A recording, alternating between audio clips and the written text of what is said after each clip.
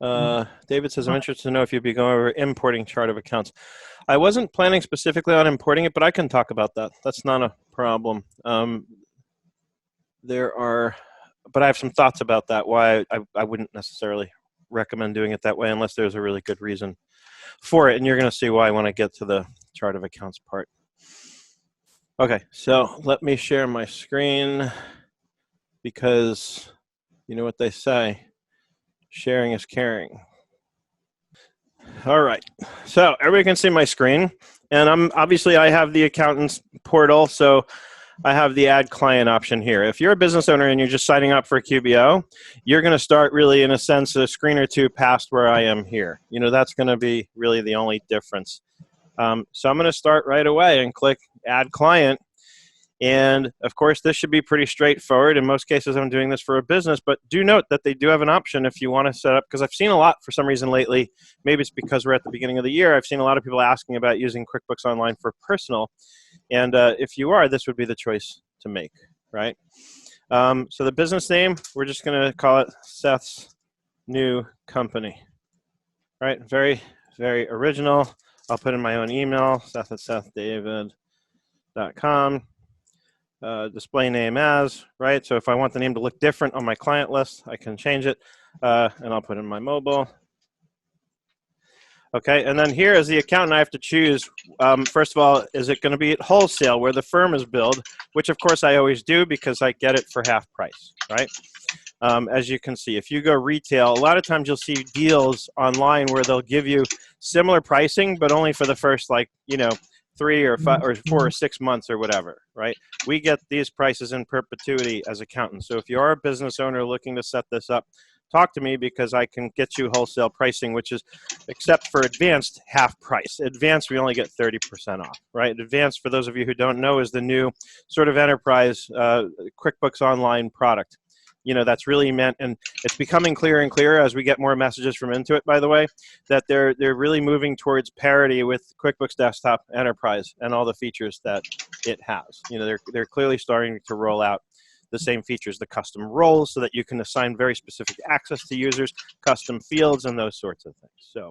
So if you're not familiar with what Advanced, that's just a very quick bit on what QuickBooks Online Advanced is about. Generally speaking, I don't bother with Essentials unless I really feel like I'm not going to need the stuff that is not included in Essentials, right? I pretty much always go with Plus. I haven't ever done self-employed, but there are obvious use cases for that. If you're an Uber driver, if your client's an Uber driver, this would be, you know, or things like that, part of what we call the gig economy. That's what this is really for, the self-employed version. And it's got some really cool features, by the way, you know, for those kinds of businesses. So I'm going to choose Plus here. And I'm going to choose to make me the master admin. That's generally my preference because oftentimes my clients don't know what they're doing anyway. And so I want to be the master admin so that I can get in there and address any issues, you know, when and if they arise. And here you can see if I wanted to assign one of my bookkeepers to this company, you know, if I had, you know, I have 2 bookkeepers who work for me. If I knew one of them was going to be working on this client, I can click right here and right away I can assign them. So I'm able to be specific about which bookkeepers at my firm have access to which client files. They obviously only need access to the ones that they're working on. By the way, I hear somebody's keyboard clickety clackety. If you don't mind just muting. And then if you do have questions, feel free to unmute and ask them at any time. Question. Okay. Do you then transfer master admin rights to them once you're done setting up the books? No, not unless. Do you just keep it? I keep it because, again, most clients don't really sort of know what they're doing anyway. Right. In a few cases, I have transferred it to them. And, you know, the only time it ever comes up again is obviously if for some reason we're parting company, at which point I don't, like sometimes I see in our accounting forums on Facebook and elsewhere, you know, the question about, well, should I give up the file if they owe me money, this and that? I don't get into that. I always just cooperate and give the clients what they need. I just had this conversation with somebody recently, actually, this week, in fact, where I said, you know, you always want to walk away as the accountant or bookkeeper from that situation, leaving the client feeling that they can say nothing other than, even in the final hour, this person acted like a rock star and just gave me what I needed. And even though I was parting company with them, you want them speaking well of you. You want them almost questioning whether or not it was a good move to part company with you because you've done such a great job of being of service to them during that process, right? That Right. should be Yeah. the goal, is to have them walk away like, wait a minute, did I make a mistake here? Right. Like always taking the high road. High road. No question. So I don't get into that. I give them their file, and then I follow up on, if they actually, in my case, I don't usually have that issue because my clients pay me up front anyway. So, Mm-hmm. usually I've already gotten paid. Okay, so now we're going to tell the QuickBooks file about the company. Okay, and this actually gets us a little bit into the conversation about the chart of accounts and what I like to do and why I like to do it. Now, for some reason, this drop down isn't working, but if I start typing something like accounting, because I'm an accounting firm, it starts giving me choices, okay? But here's what I almost always do, is I always do this choice, use other. And the reason is because whenever I choose something from this list, what I'm really asking QuickBooks Online to do is populate the chart of accounts with commonly used accounts for that industry, right? And I almost never want to do that, especially with the limitations that now exist on all the lower tier QuickBooks Online products in terms of the number of accounts you have. But even before that, I was of this opinion because I want to decide what accounts I need. And a lot of people ask me, oh, do you have a standard chart of accounts I can import for a particular industry? And my answer is always no. And I could, but I choose not to, because I would rather just build the chart of accounts as I go based on what I need. I just like to start clean, and you're going to start with the basic system accounts that you absolutely have to have.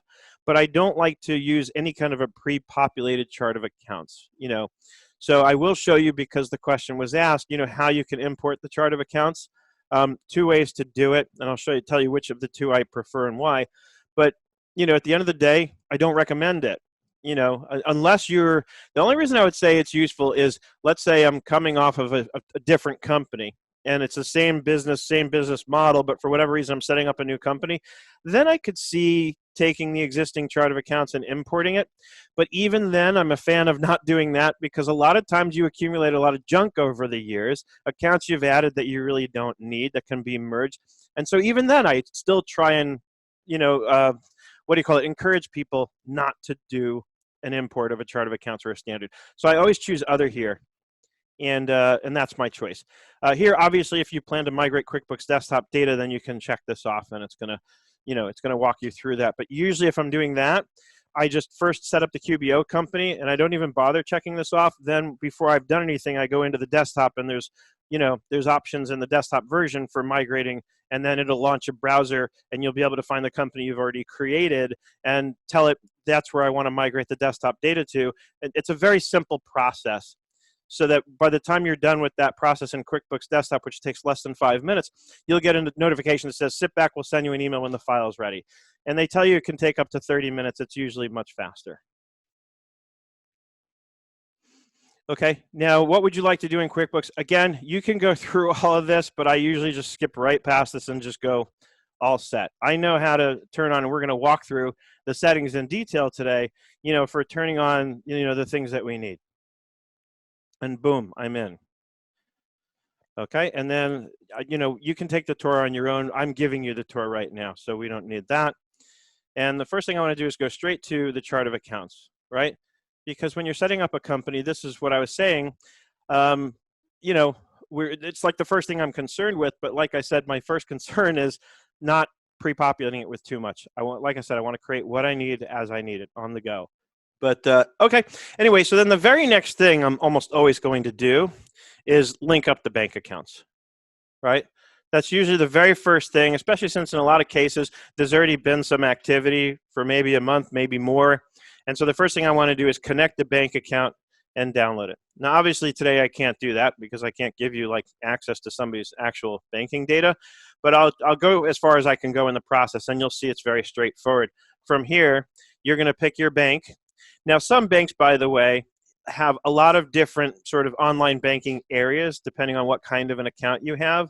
So when you're in this part, you have to pay careful attention to it'll even give you the preview of which URL is applicable to that account setup that you're in the process of setting up. I think Citibank is one of those. Yeah. So you see there's citi.com, and then there's citibank.com, and then there's online.citibank.com, and then there's citimortgage.com. Right? So you have to pay attention to the URL that you go to when you log into your actual account. And if you're not sure, open up another browser tab, go log in, right? That's how you make sure that you're choosing the right option here in this dialog.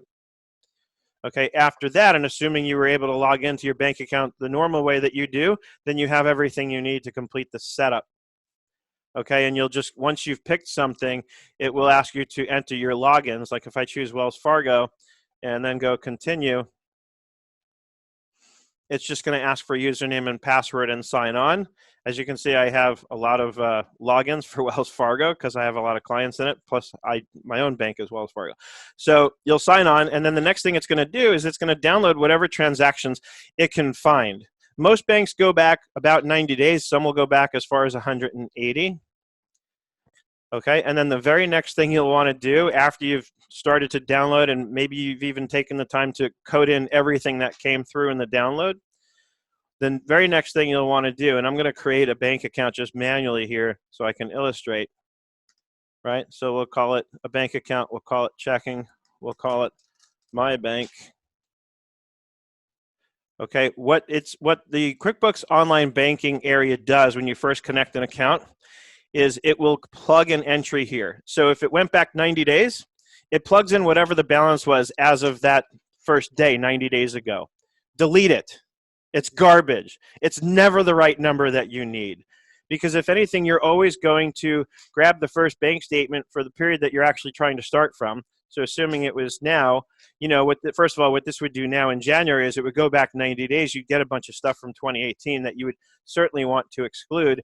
But you would also want to exclude that beginning balance it would have set up for you, which would be based on some time back in, let's see, we're actually right at the tail end of January. So January, December, November, right? So around November 1st, it's going to try and plug that balance. And again, it's not useful if you're trying to start from January of this year.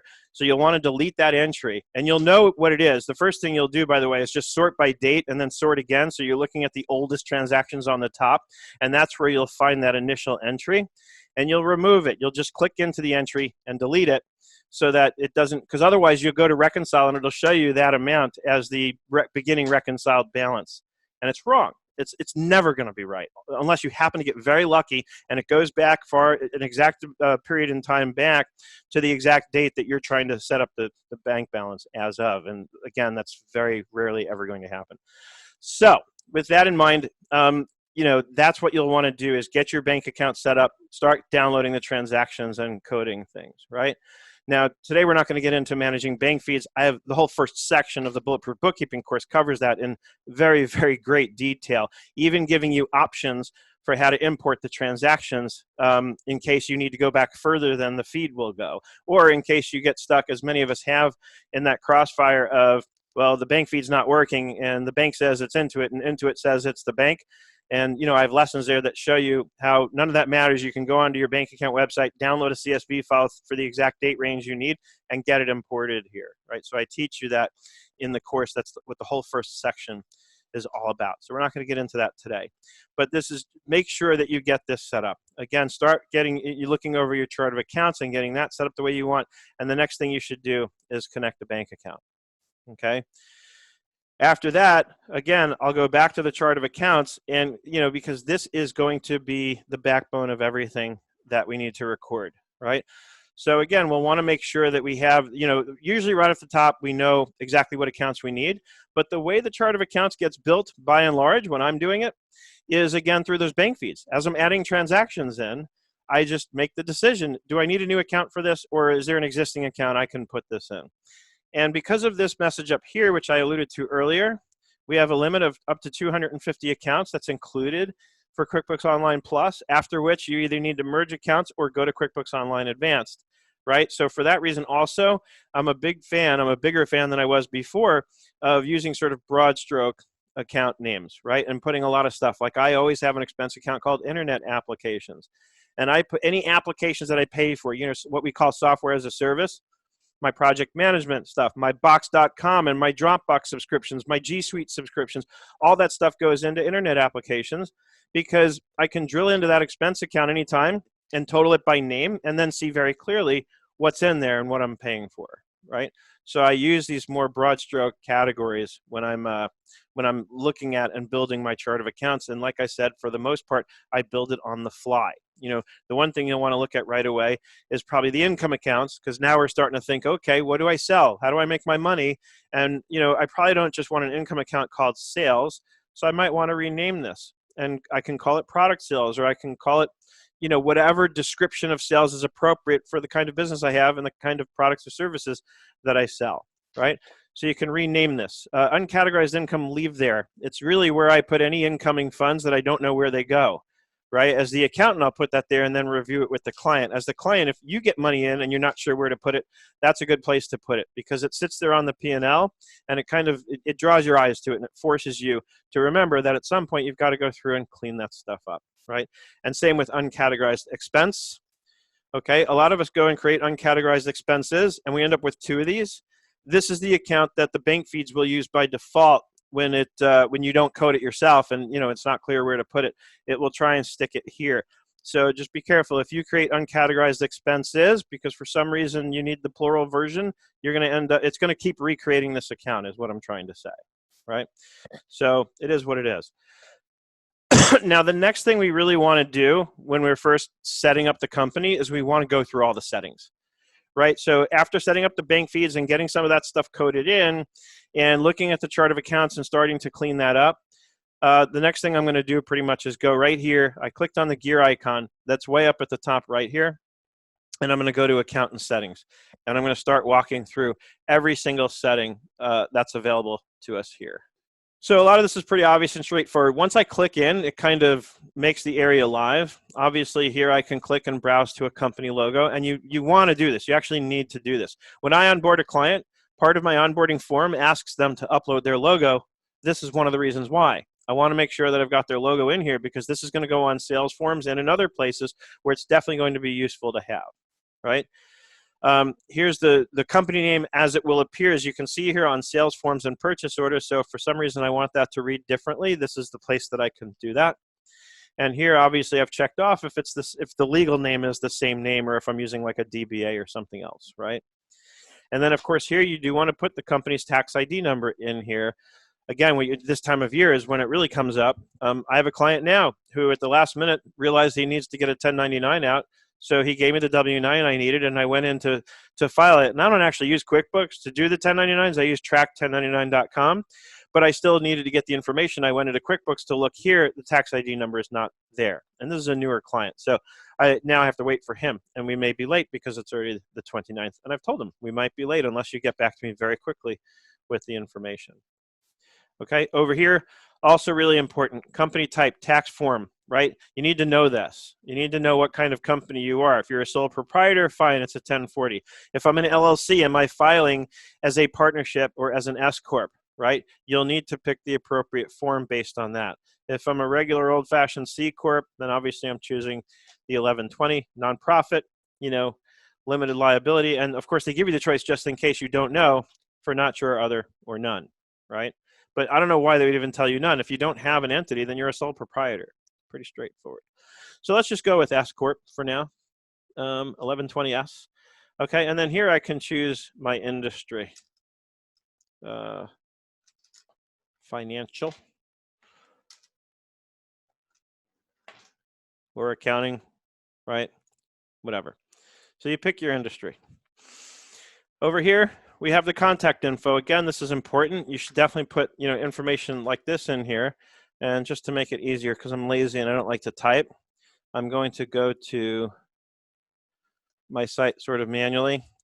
And I have my new site is at a subdomain called new.nerdenterprises.com. So I'm going to drop that in, right?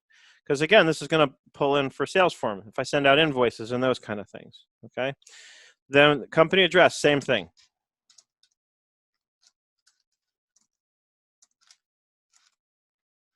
You would think I could type my address with my eyes closed by now. And they make me click the drop down. I can't just type a C.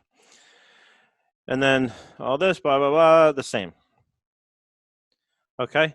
And then you can click here for your marketing preferences, indicating whether or not you want to get emails. I honestly would err on the side of choosing to get them because sometimes they're useful updates that they'll send you, product updates, those sorts of things that you'll want to know about. But if you really hate it, I'm sure you can click over here and tell them not to send you anything. Usage goes back to what I alluded to earlier with respect to the chart of accounts. We have a limit to the number of accounts we can have, and the same here in this plan with the number of billable users. There are also limits with respect to classes and locations, which we'll get to in a minute. It's not showing us that because we haven't turned that on yet, but we're going to. Okay, so in this plan, you have up to 5 users. It used to be that you could pay extra to go beyond that. Now you have to upgrade to QuickBooks Online Advanced if you want to go beyond 5 users.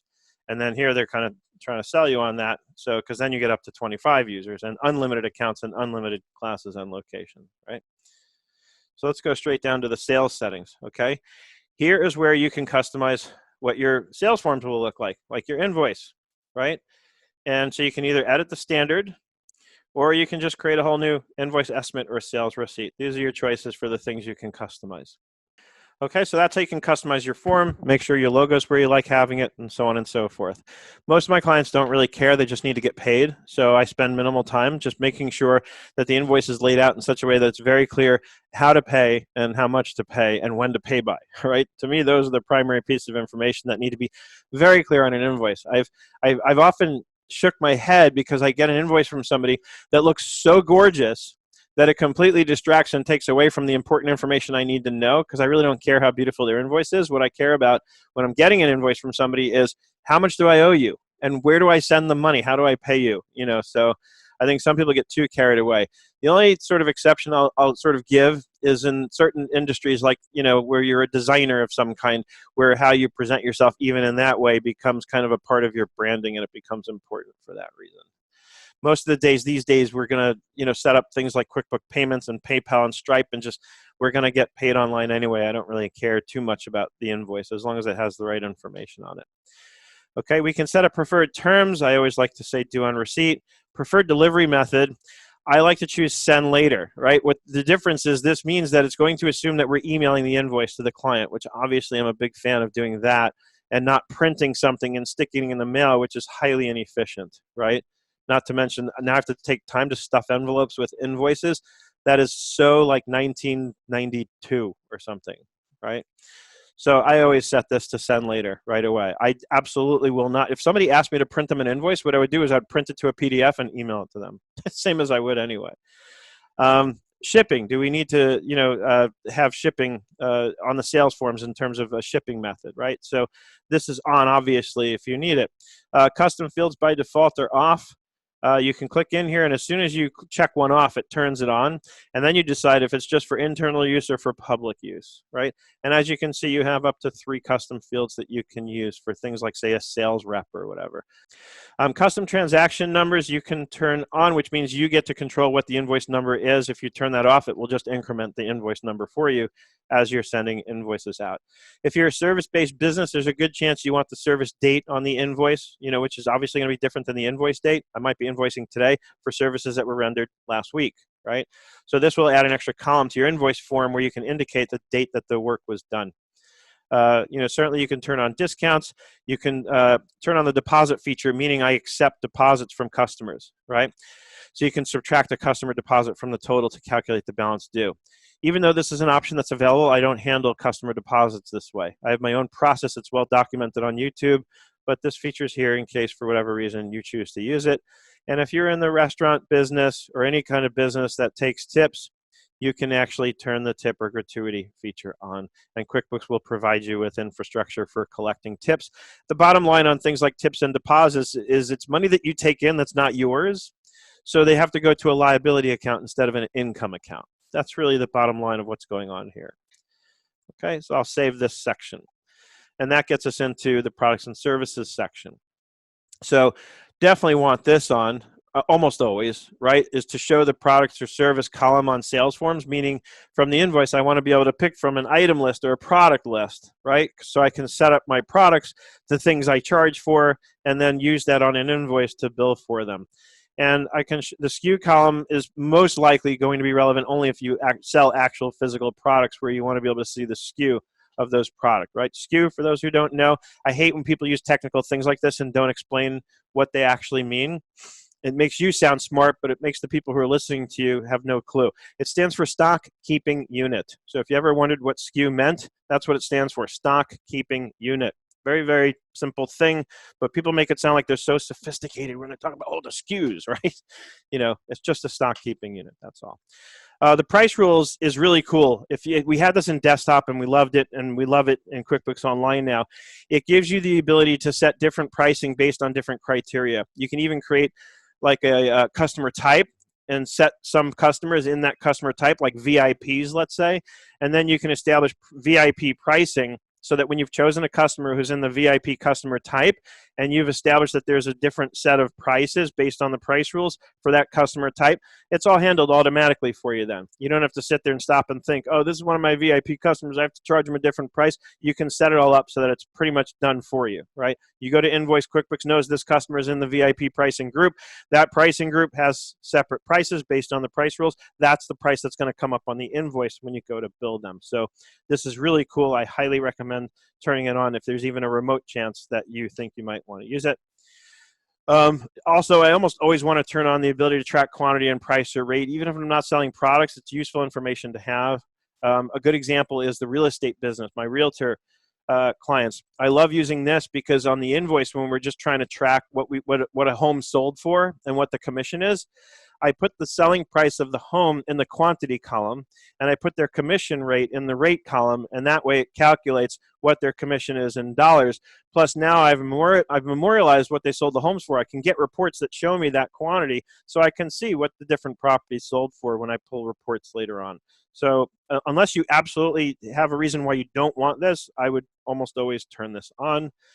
And the next one's pretty obvious. If we're going to be tracking inventory, then we need to turn this one on. And sometimes while I'm in here, I just turn this stuff on because this way it's there if I need it. And I don't have to worry about going back here and finding it in the settings again if I decide I need it later on.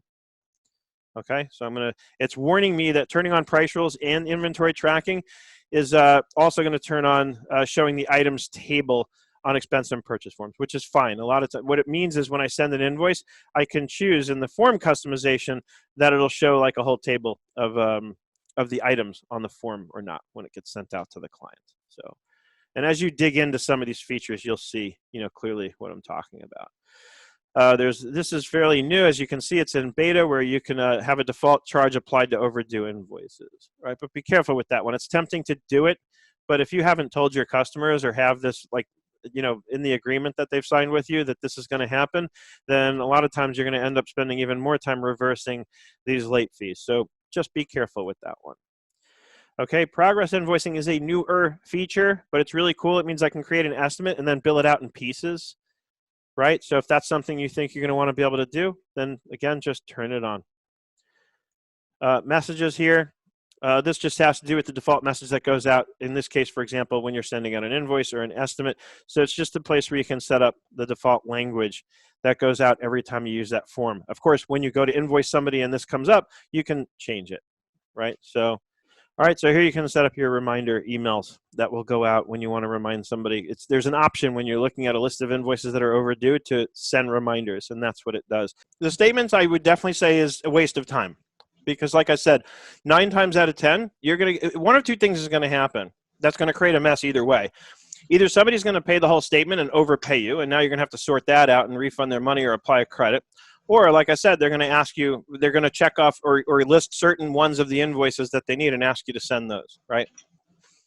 So I don't send statements, but it sounds like the reminders may actually work very well. Like I said, I just haven't bothered with them because my process has evolved in such a way that I just send the invoices.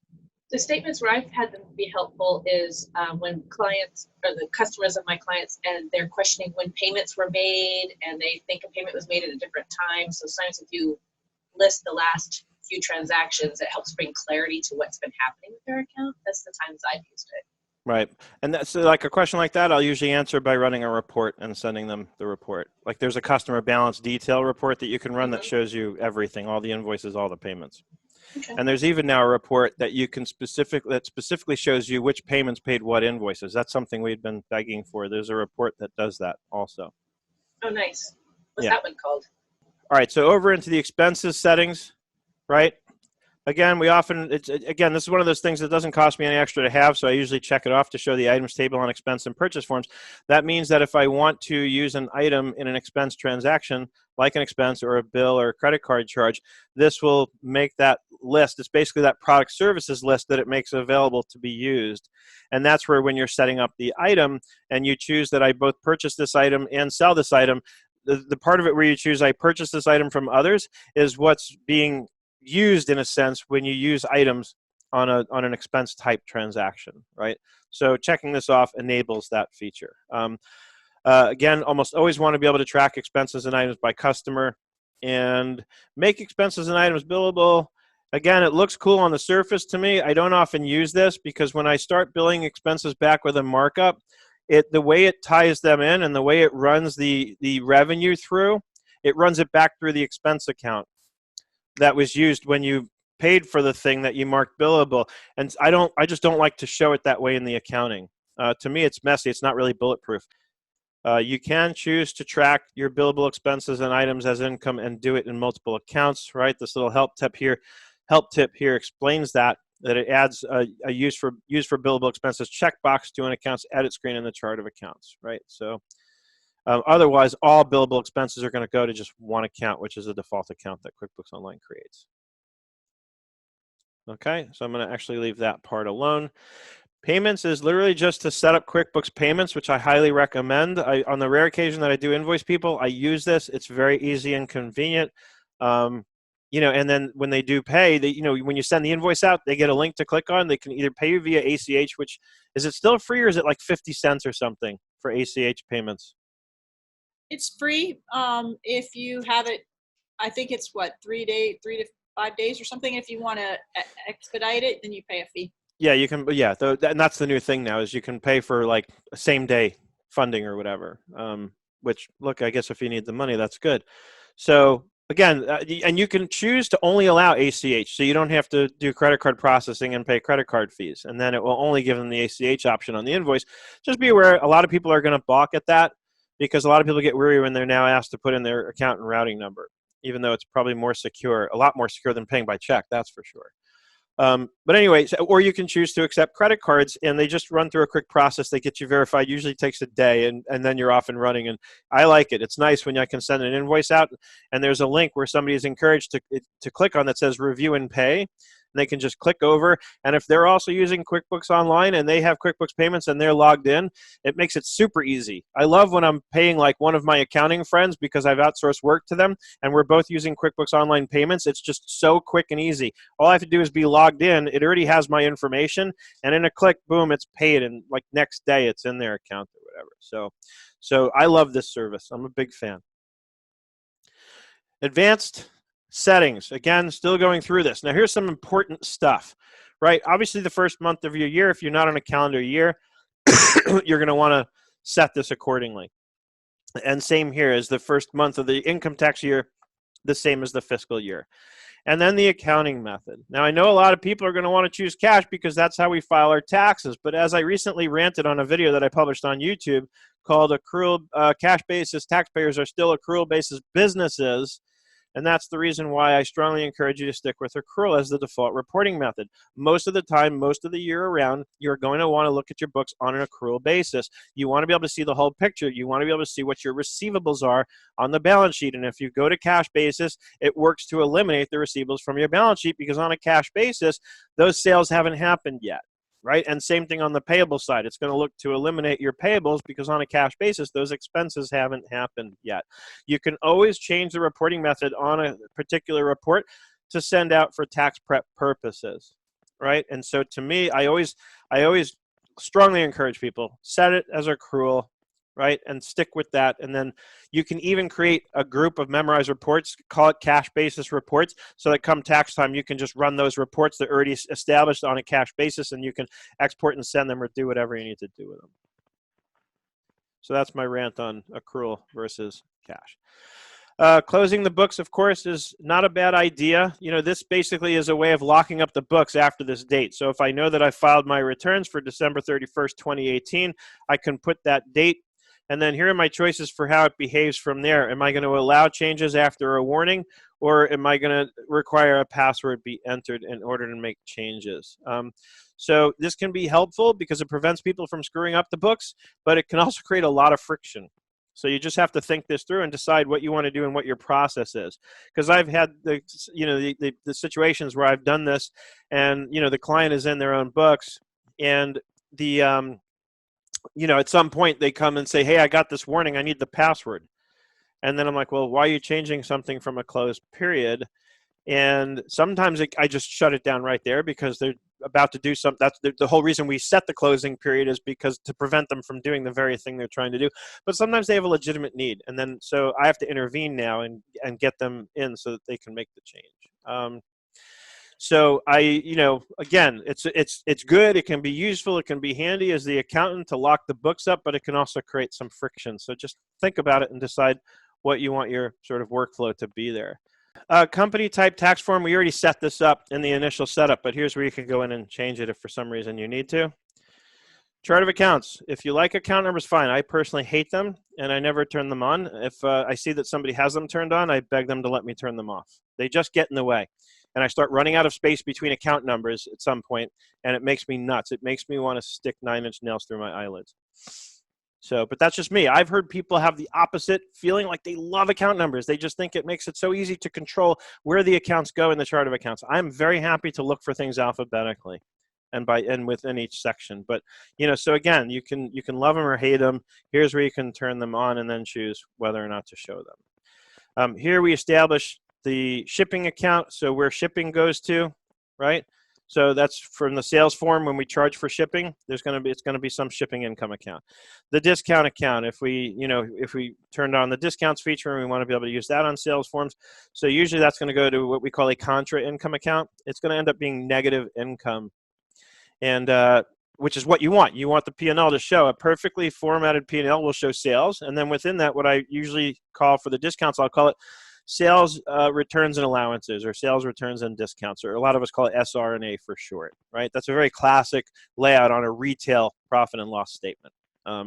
So that's the discount account. And then again, if we have tip account, that's going to be some liability account, right? Because again, when we take the tips in, that's money we've collected because most people pay tips on credit cards these days along with the rest of their dinner bill. And, so that has to be accounted for separately from the income.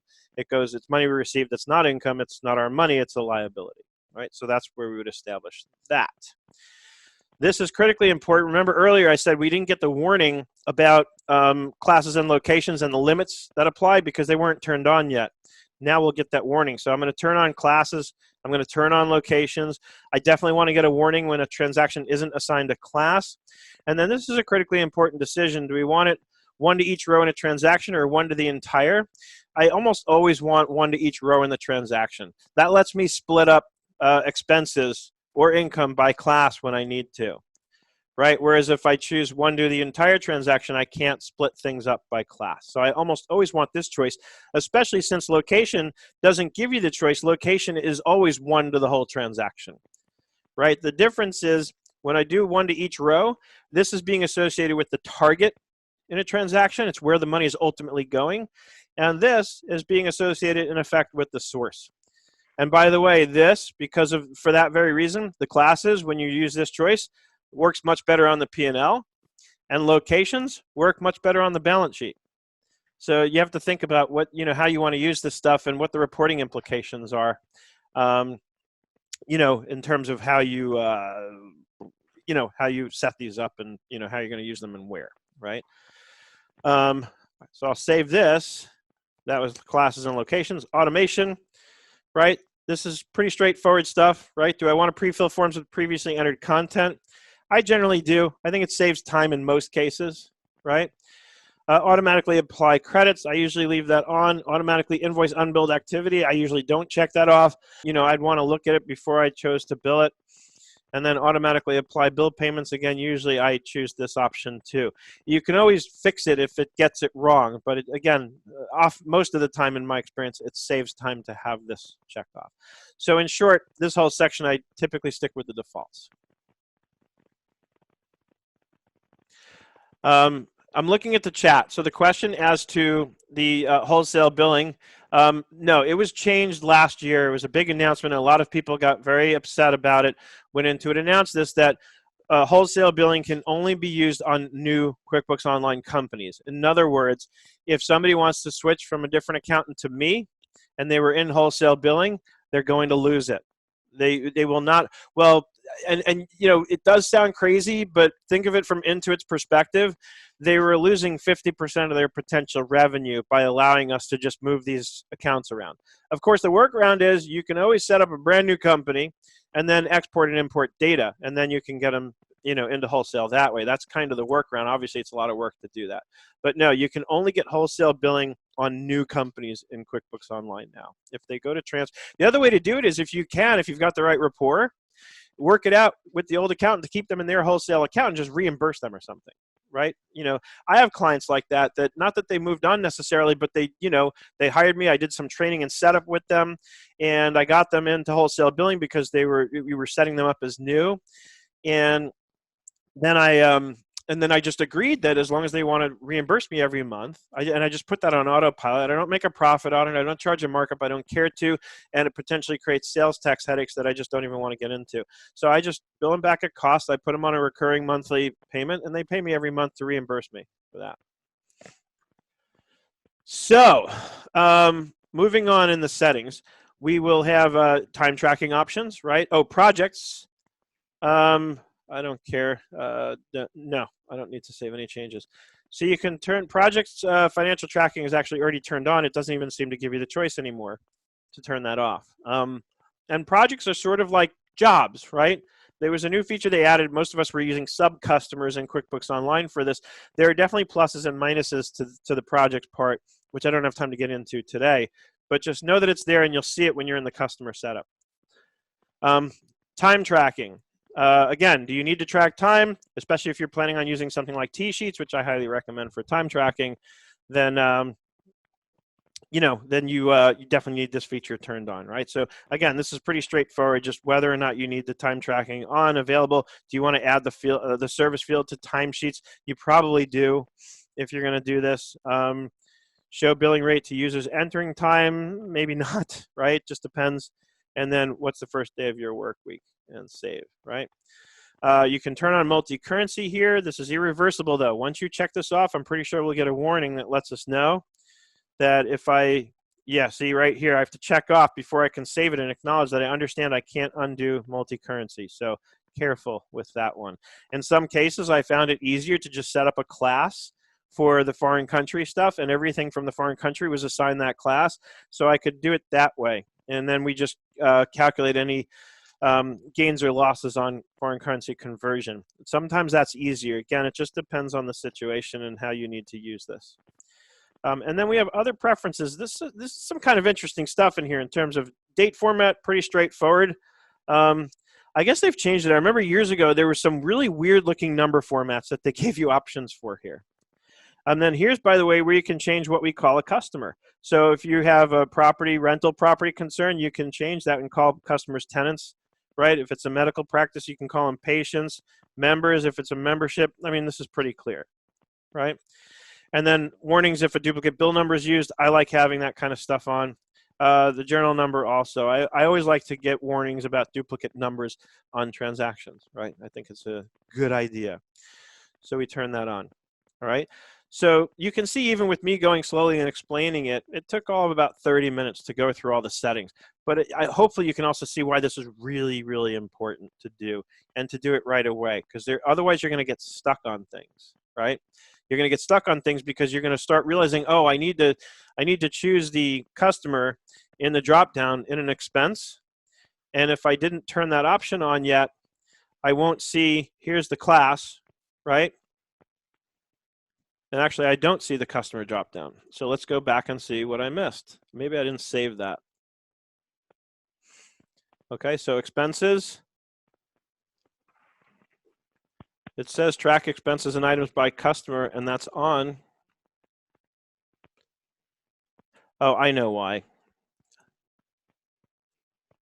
I think I know why. No. There it is. I don't think it was there before.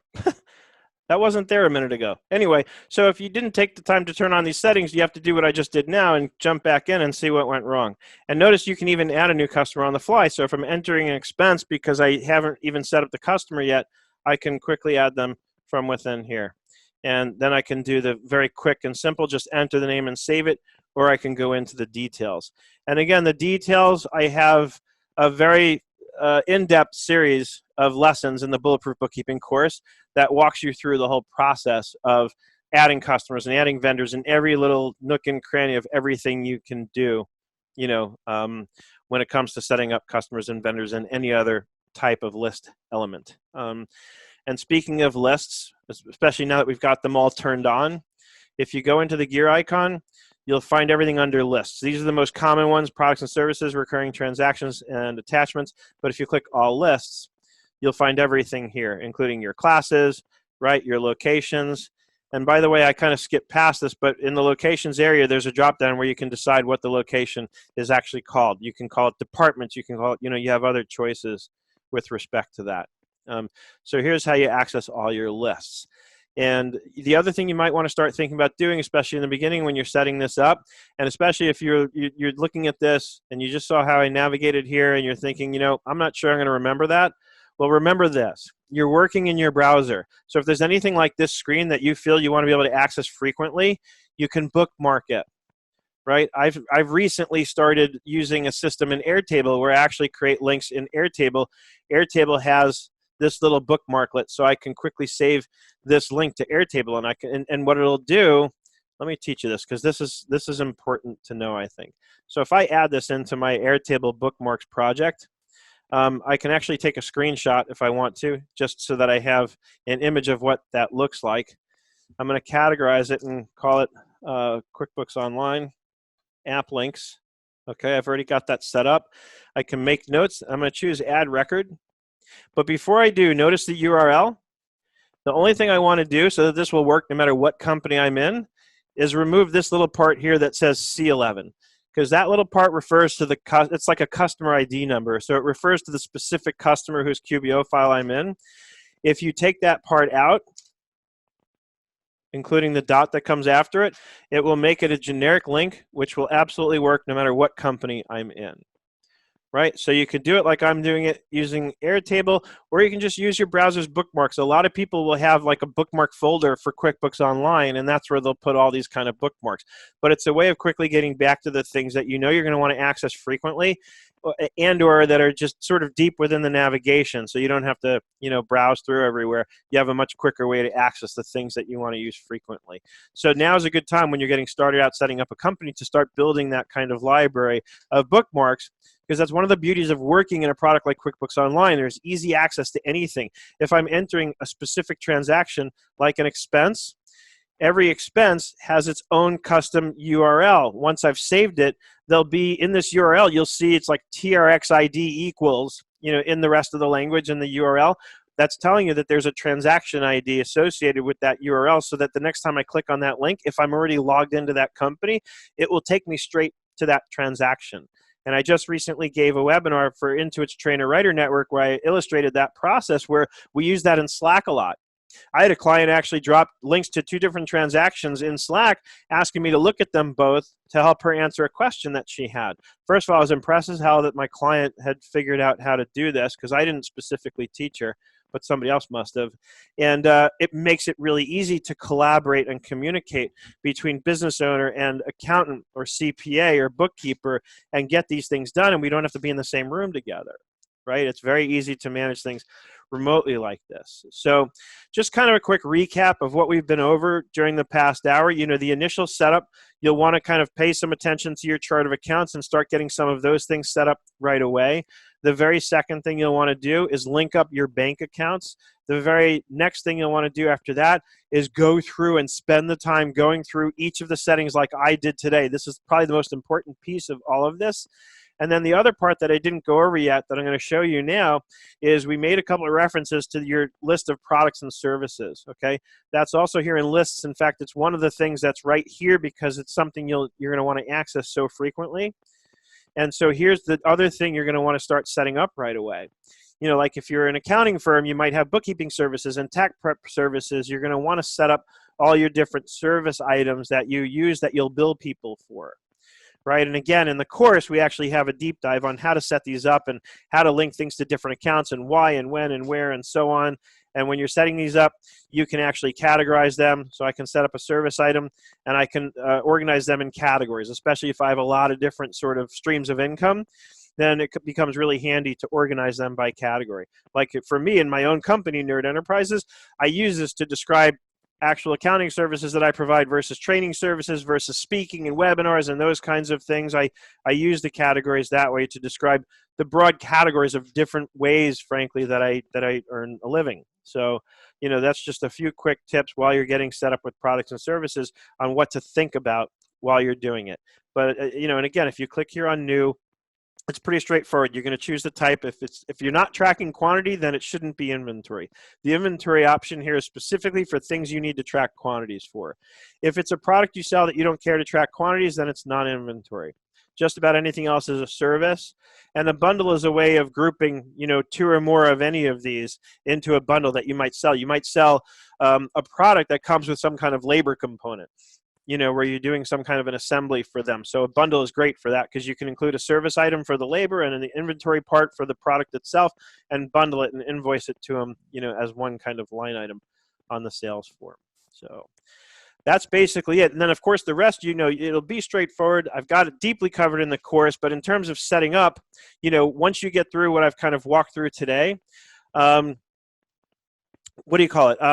Then you'll start looking to set up things like vendors, and you'll go in through each of these and you'll see how to set up vendors, and you'll see what you can sort of get access to while you're going through the setup. And of course, you know, shameless self-promotion.